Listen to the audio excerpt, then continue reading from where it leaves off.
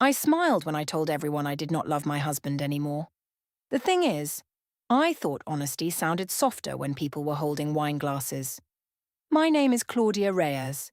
I was 38, and I worked as a senior guest experience director for a boutique hotel group, which meant I got paid to make strangers feel chosen.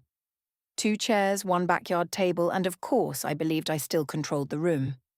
Adrian did not shout. He only looked at me like he had already left. Before that night, our life still looked good from the hallway.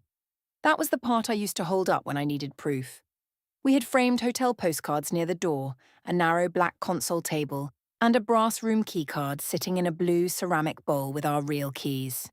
The keycard was from our first anniversary, when Adrian had booked a tiny room above a restaurant and told the clerk we were Mr. and Mrs. Bloom because I wanted to pretend we were people with softer lives. He used to be good at small magic like that. He would leave handwritten hotel review cards in my coat pocket after my hardest events. 5 stars for surviving another rich man with a shellfish allergy. 3 stars for pretending the candle placement mattered less than world peace. I kept those cards in a box under scarves I never wore. That morning, he came into the hotel lobby coffee bar while I was moving orange branches in a tall vase. The lobby smelled like espresso, floor polish, and the bitter peel from the garnish tray. Adrian carried my lunch in one hand and the brass keycard in the other because he had found it under a stack of old receipts. He asked softly if something had changed between us. That was Adrian's way. No heat, no accusation. A question placed down gently, like a glass that might crack. I told him work had been heavy. I said guests had been impossible. I said the anniversary suite install was eating my brain. Of course, all of that was true enough to hide behind. He asked if I had eaten. Not if I missed him. Not if I still wanted him. Just if I had eaten. The thing is, practical care can start sounding like a locked door when you want someone to break it open. Later, Tessa leaned against the coffee bar and said Adrian loved like a concierge with a mortgage. I told her not to be cruel, but I smiled before the word cruel reached my mouth. Mara, Adrian's sister, had stopped by to return a scarf. She heard enough. Her hand tightened around the paper cup. My phone lit up on the marble counter then. Luca Moretti had sent one photo from a hotel shoot, and beneath it, one line about how the room looked alive only when I stood inside it. I turned the screen down too late. The launch terrace at the Meridian House smelled like wet stone, white wine, and expensive flowers that had been ordered too early. I had planned every table, every low lamp, every folded card with the hotel crest pressed into cream paper. The thing is, a room obeys you if you understand what people want to feel before they sit down. 2 servers near the bar. 1 guest list on my phone. No reason for my hands to shake when Luca walked in. He was not supposed to feel dangerous. He was a photographer. That was the clean version.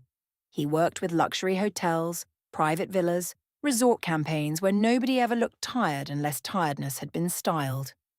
Luca had dark hair, a linen jacket, and the kind of attention that made a woman check her own posture. Adrian could have been there. He had meant to be there.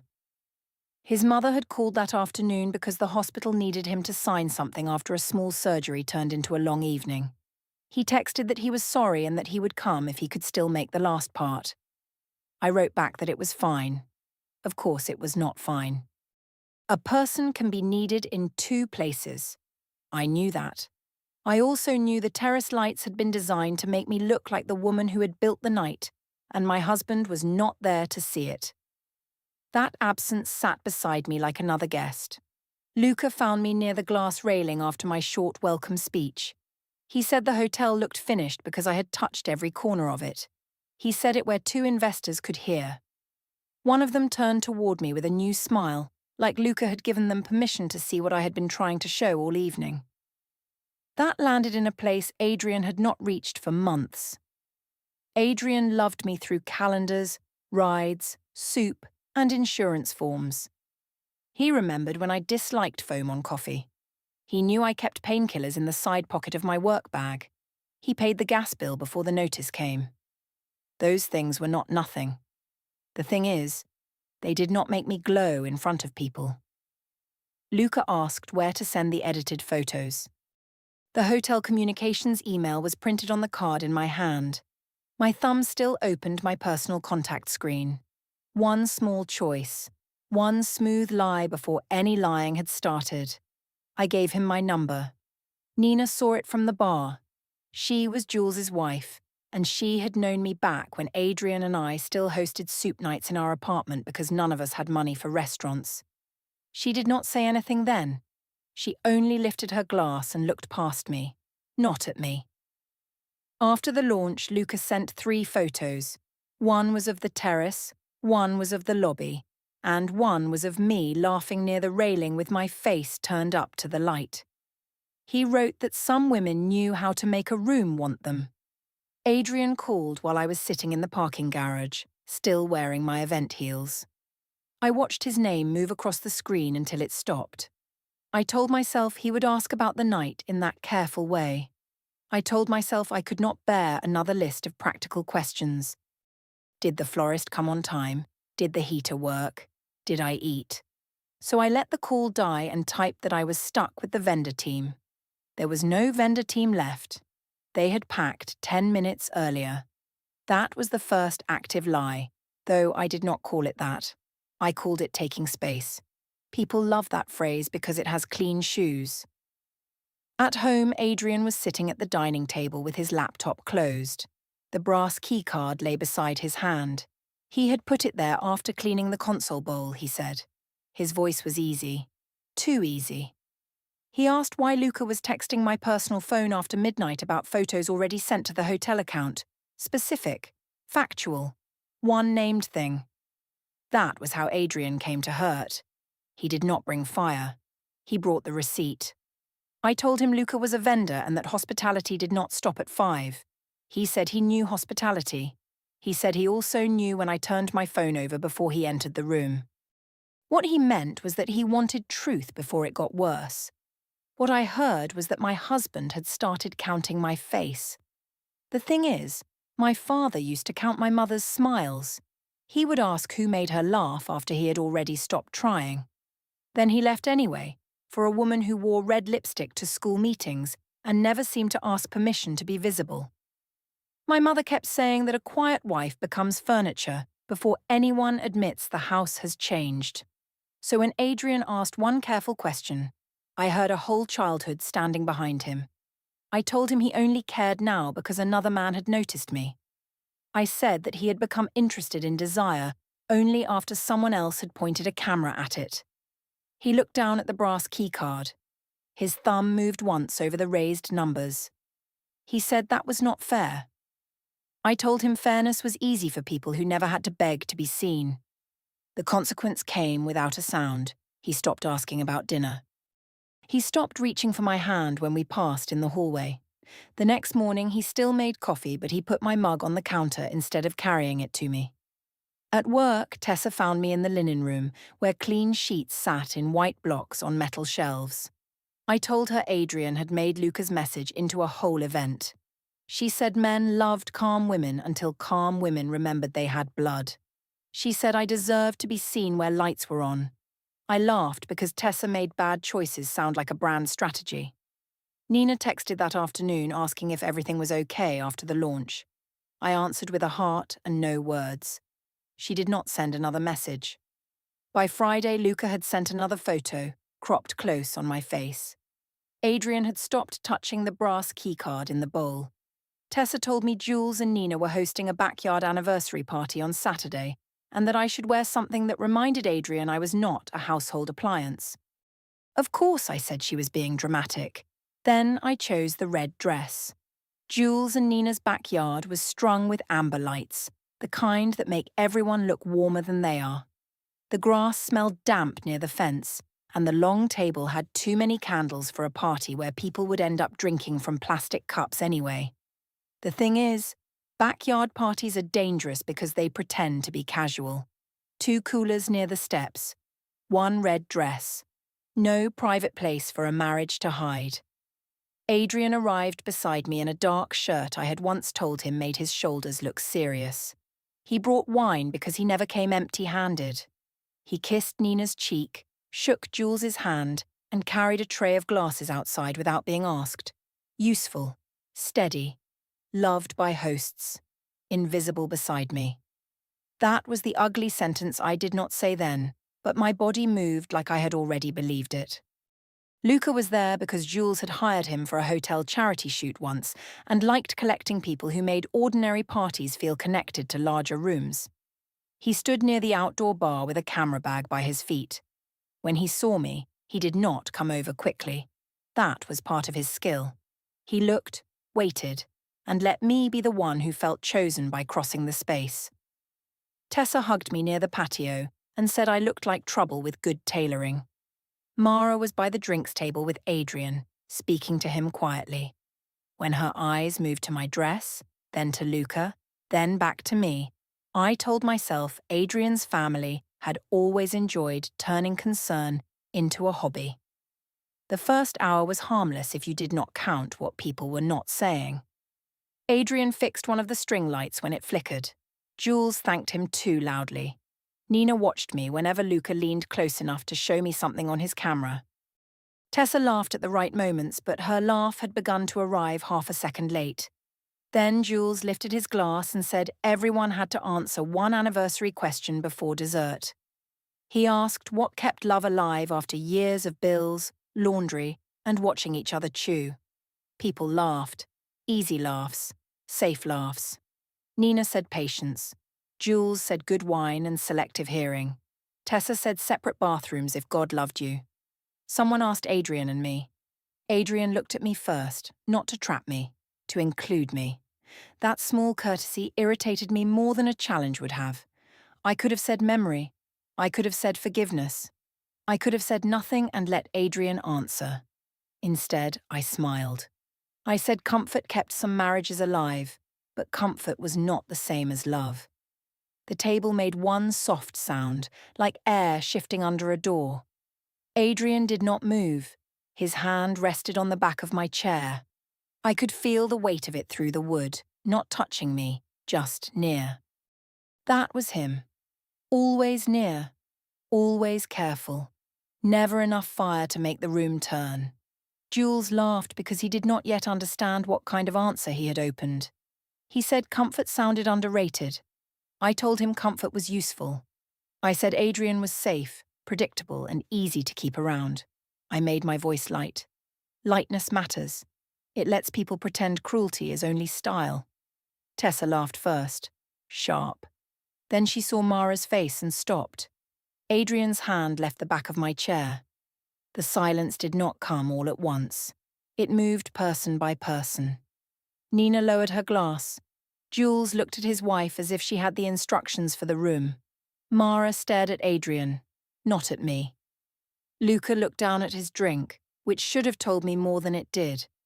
The thing is, I thought I was saying what everyone knew.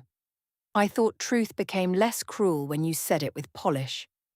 Of course, I also knew exactly where Adrian was sitting, exactly who could hear, and exactly how Luca's stillness near the bar made the air around me feel charged. Jules tried to soften it. He asked if I meant that long marriages changed shape. I said I meant I did not love my husband anymore in the way people wanted me to pretend I did. I said we were good at appearing together. I said some people stayed because leaving was messy. I smiled when I said it. That is the part people remembered, not the words alone. The smile. Adrian looked at me for a long second. His face did not break. That would have helped me. A broken face gives you something to call sensitive. His face simply became private. On the table near my plate sat the brass keycard. I had brought it as a joke earlier, sliding it under my glass when Nina asked about our old anniversary games. I had said Adrian and I used to check into hotels under fake names before we became people who scheduled romance like maintenance. People had laughed then. It had still been safe. Now Adrian picked up the keycard. He did not hold it high. He did not make it symbolic.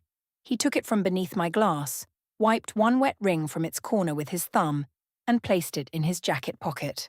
One card, 2 fingers. No speech. For half a breath, the room looked different. I saw him collecting something I had made public. Not because he wanted to win, but because I had put a private object in a place where strangers could use it. The thought opened like a door. Behind it was a smaller truth, plain and ugly. My husband had not been boring. I had been turning his quiet into a stage prop because another man's attention needed contrast. Then Lucas shifted near the bar, and the door closed. I told myself Adrian was performing dignity. I told myself calm men always knew how to make women look loud. I reached for my glass and said people were acting like I had thrown a plate. No one laughed. Nina's phone was low in her hand. The screen glowed. I saw it and still chose to believe she was checking a message. After dessert, Adrian asked if we could speak near the side gate. Quiet debrief. No raised voice. The quiet was the point. He said I had not told the room a truth. He said I had used the room to make him smaller before he could answer. I told him he was proving my point by making honesty dangerous. He asked if Luca was part of my honesty. That question should have burned through the wine. Instead, I said Luca had nothing to do with his inability to hear me unless I embarrassed him first. Adrian nodded once. Not agreement. A place marker. When we returned to the table, Mara had moved into Adrian's chair while he stood behind her. Nina would not meet my eyes. Jules started talking too loudly about music. Tessa touched my elbow and asked if I was all right, but her voice had lost its shine. By the time we left, the backyard lights were still glowing, but the party had thinned around me. Adrian opened the car door without touching my back. The brass keycard stayed in his pocket. Mara's apartment smelled like cardamom tea and the lavender detergent she used on everything, even things that did not need to smell gentle. Her living room was narrow with a green sofa and framed black and white family photos on the wall. The thing is, family rooms are harder than public rooms because they remember versions of you that your friends let you edit. 2 mugs on the table. 1 still image on Mara's phone. Of course I told myself I had come to clear the air. Adrian sat in the chair near the window. Not beside me. Not across from me in a dramatic way. Just far enough that I had to turn my head when he spoke. Mara held her phone in both hands, the way people hold something breakable or dangerous. She asked why I had needed witnesses to say something that could have been said at home. I told her everyone had decided Adrian was the only person allowed to be hurt. I said nobody wanted to talk about how lonely a woman had to be before she admitted a marriage had become a beautiful waiting room. Mara did not flinch. That annoyed me. Anger would have given me a surface to push against.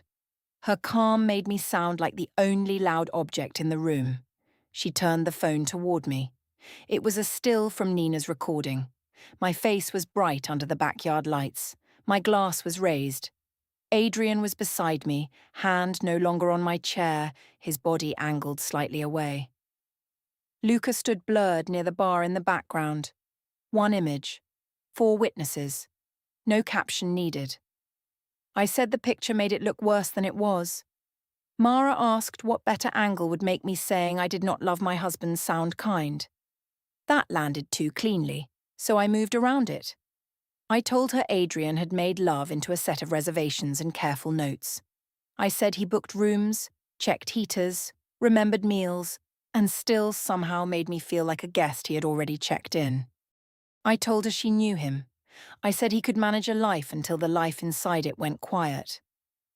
Adrian looked at me then, not injured in the way I expected, tired in a way that had weight. He said he knew he had become practical when he should have been present. He said after his mother's surgery, after work got heavier, after I started coming home sharper, he thought giving me peace was love. He said he was wrong about that. For once, he gave me the admission I had been begging the air to produce. The thing is, being right can make you crueler if you have already used the wrong weapon. I told him that was exactly the problem. I said he was only learning my language now because another man had made him hear it. I said he wanted credit for noticing the house was burning after I had already opened the windows. His mouth closed. Mara looked down at her tea. That was the micro-shift. I changed from attack to controlled truth. I lowered my voice. I said maybe the party looked bad. I said maybe the words came out sharper because I had been carrying them too long. I said I could try to be more private if Adrian tried to be more alive. Mara's fingers tightened on the phone. Adrian said privacy was not the same as repair. He said it was not one party, not one answer, not one photo. He named the hotel launch, Luca's late message, my phone turned down, the old keycard under a wine glass, and the way I smiled when the room went quiet. He placed each one between us without raising his voice. The accumulation, not the incident. I heard a case being built, not grief, not a husband trying to name the pieces before they cut him. A case. That old voice returned, my mother folding towels and saying men made quiet women look unstable before they walked out clean. So I said Adrian had a gift for sounding gentle while making me feel accused. He closed his eyes for 2 seconds. Then he reached into his jacket pocket and took out the brass keycard. It looked wrong in Mara's apartment, too polished for the scratched coffee table. Beside it, Mara had placed the folded reservation card from the hotel where Adrian had planned our next anniversary dinner. He had brought it because Mara had asked what we were supposed to do with plans now. Adrian picked up the reservation card. He folded it once, carefully, then once again. The paper made a small, dry sound. He slid it under the brass keycard and rested his palm on top for 1 second. That was the trigger. The room became too clear. The green sofa, the tea skin forming in my mug, Mara's thumb on the black edge of her phone, Adrian's hand flat over a memory I had made into evidence against him. He was not fighting for the stage. He was not punishing me with calm. He was removing himself from a role where he could only be useful, mocked, and then blamed for not bleeding loudly enough. For one breath, I saw it. Not all of it. Just enough. I saw the man who booked the corner table because I once liked people watching. The man who saved fake names from hotel check-ins because private jokes had once been enough for me. The man who still sat in his sister's apartment, naming the damage with care because he had not yet learned how to stop loving in neat lines. The door opened. Then I closed it. I told myself calm men became noble only when women stopped clapping. I told myself that if he had wanted passion, he should have risked mess before I had to create it. I lifted my mug and drank tea that had gone cold. Mara said Adrian should stay with her that night. I said that was dramatic. Adrian said he did not want me to come home unless I could tell the truth without needing an audience. No one spoke for a moment after that. Mara stood and took my mug even though it was not empty. That was when I understood the visit was over. Outside, I texted Tessa that Mara had turned her apartment into a family courtroom. Tessa replied 20 minutes later with one sentence saying, families were hard. No joke, no spark, no fuel. At home that night, Adrian's side of the closet was not empty, but it had been thinned. His running shoes were gone, his blue overnight bag was gone. The brass keycard was not in the bowl. The apartment walls looked the same, but something inside them had stopped echoing back. The hotel lobby elevator smelled like raincoats and citrus cleaner on Thursday night. I had stayed late under the excuse of checking the anniversary suite, but mostly I had been walking through rooms that still listened when I moved things. The thing is, a hotel room lets you reset the story after every guest leaves. 2 pillows, 1 folded robe. Of course I wanted my marriage to behave the same way. It did not. Nina had not texted since the party except for one message asking me not to make her part of anything public. Jules had sent a group photo from the night and then deleted it. Mara had not answered my last apology-shaped message. Adrian was still at his sister's apartment. Luca's messages came slower now, careful at the edges. I told myself people needed time. At 8:30, I posted the photo. It was a cropped image from the backyard party. My face showed. Adrian's shoulder showed. Luca and the bar were gone. The caption said that sometimes a woman said the painful thing after years of being loved only in ways that looked good on paper. I stared at the caption for a full minute before pressing share. That was the voluntary line. Not impulse, not whine, not a sentence that escaped me under string lights. I chose the crop. I chose the words. I chose the version where my humiliation of Adrian became proof that I had been abandoned first. Within 10 minutes, Tessa viewed it. Luca viewed it. Nina viewed it. Mara did not. Then Nina messaged me privately. She said the full video did not match the story I was telling. One sentence, no warmth, no extra words. I wrote back that nobody wanted to hear what came before the clip. I said Adrian had trained everyone to see his silence as innocence. Nina did not answer. Luca called while I was in the elevator down to the lobby.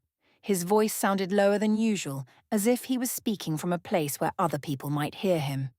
He said the post was getting attention from people in his work circle. He said he did not want to become part of a marriage story online.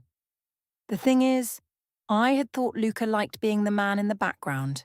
I had thought being chosen in public was the whole charge. I told him he was acting like I had tagged him holding a sign. He said people were not stupid. He said the full party had witnesses. That word witnesses should have embarrassed me. Instead, it made me angry. I told him Adrian had made me feel like a reservation, checked in and forgotten. I said my husband could remember heaters, booking times and the exact table I liked, but he had stopped looking at me like losing me would cost him air. There it was. The correct thing. The true thing. The thing Adrian could not refute. When I got home, Adrian was standing in the apartment hallway with his coat still on. Mara must have driven him. He had come to collect more clothes, but the brass keycard was in his hand. He set it on the console table between us, not in the bowl. He asked if I had posted the photo to hurt him or to make sure he could not answer privately. Final and clean. One real question. I told him I had posted it because I was done protecting the image of a marriage that had already made me lonely. He said he had made me lonely in ways he could not undo with one good speech. He said that was true. Then he said he was standing there, ready to hear the whole truth without a camera, without Luca, without a table full of people. The offer should have mattered. It did matter. That was why I stepped over it. I told him love that arrived only after humiliation was just reputation management. I said he did not want me. He wanted the story back under his control. Adrian looked at the brass keycard. His fingers did not touch it. He said he was going to handle everything properly. No threat, no raised voice, no named papers. That was what made it worse. The sentence had no loose edge. I could not pull it apart. I followed him into the bedroom while he packed shirts. I kept talking because silence had become too large. I said Mara was enjoying this. I said Nina had always been hungry to catch someone else looking worse. I said Luca had nothing to do with the failure Adrian refused to own. Adrian folded one shirt, then another. He put socks into the side pocket of his blue bag.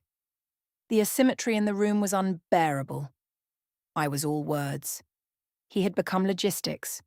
He asked if Luca knew I had posted the crop before I shared it. I said that was not the point. Adrian said it was becoming the point whether I liked it or not. I hated how calm he sounded. Calm had become a locked building with my name removed from the front desk. After he left, I called Tessa. She did not answer. I texted her that people were twisting the post and that I needed her to comment something normal under it. I sent a second message, then a third. Only one grey heart came back. That tiny heart was worse than a lecture. The thing is, Tessa had laughed when this still looked like freedom. She had called my red dress dangerous. She had said stable men needed to be shaken. Now the shaking had reached a real wall, and she had stepped out of the room without making a sound. Luca texted that night that he needed to be careful. He said his agency had seen the post and asked whether he was involved in personal drama with a hotel client. He said he cared about me, but this could affect work. Of course, he cared in the way men care when they are still safe. I wrote that I had risked more than him. He did not answer for 46 minutes. When he did, he said we should let things cool down. I stood in the apartment hallway and looked at the console table. The brass keycard sat outside the bowl. That small distance irritated me so much I moved it back with 2 fingers. Then I moved it out again. I told myself Adrian had staged that too. The card outside the bowl, the careful packing, the sentence about handling everything properly. I told myself he wanted me afraid because fear would make his silence look powerful. But the apartment did not feel staged. It felt organized after someone had already left. At midnight, Mara posted nothing. Nina posted nothing. Jules posted a photo of his dog and did not like my caption. Tessa's grey heart stayed alone under my messages. Luca's typing bubble appeared once and vanished. Adrian did not contact me. That silence had more shape than any speech he had ever given. The mediation office waiting room had beige chairs, a water machine with paper cones, and one plant with dust on the leaves. I arrived expecting a controlled conversation about space, bills, and maybe who would stay where for a while. The thing is, I still thought a room could be managed if I entered it with the right face. 2 folders on the table, 1 brass keycard in my coat pocket. Of course, I wore cream because cream always looked calm. Adrian was already there. He sat beside Mara, not beside me. Mara held a folder on her lap and looked at the floor when I came in. Luca stood near the hallway because I had asked him to come as support, and because some part of me still wanted Adrian to see I had not arrived alone. The mediator called my name, then Adrian's. She did not smile much. Inside the small room, she placed a packet in front of me and said Adrian had filed a petition for dissolution of marriage with a request for exclusive use of the apartment and a temporary financial restraint order. The first status conference was set for June 18th. I picked up the top page by the corner. The paper bent because my hand was damp. I put it down, then reached for the water cone and filled it too high. Water ran over my fingers and onto the carpet. The mediator slid a tissue box toward me without comment. She said the supporting materials included the full backyard video, screenshots of my public post, time-stamped messages, and hotel access records showing the nights I had said I was still working after staff had already closed the event spaces. No new miracle, no sudden betrayal, just the pieces I had left behind because I thought I was the one arranging the room. I said the post had context. I said people were treating one party like the whole marriage. The mediator looked at the cropped image, then at the still from Nina's full video. She said the crop removed Adrian's response, not cruel, not kind, just true. Luca stepped into the hallway to take a call. Through the glass strip beside the door, I saw him speak with one hand over his mouth. He came back only far enough to say he could not be named in someone else's divorce, then left through the side corridor before I did. After that, the apartment became Adrian's until the next hearing, and I moved into a short-term studio above a bakery that started mixing dough before sunrise. My access to the joint account was limited to agreed household expenses, and every card swipe began to feel like someone else checking my story.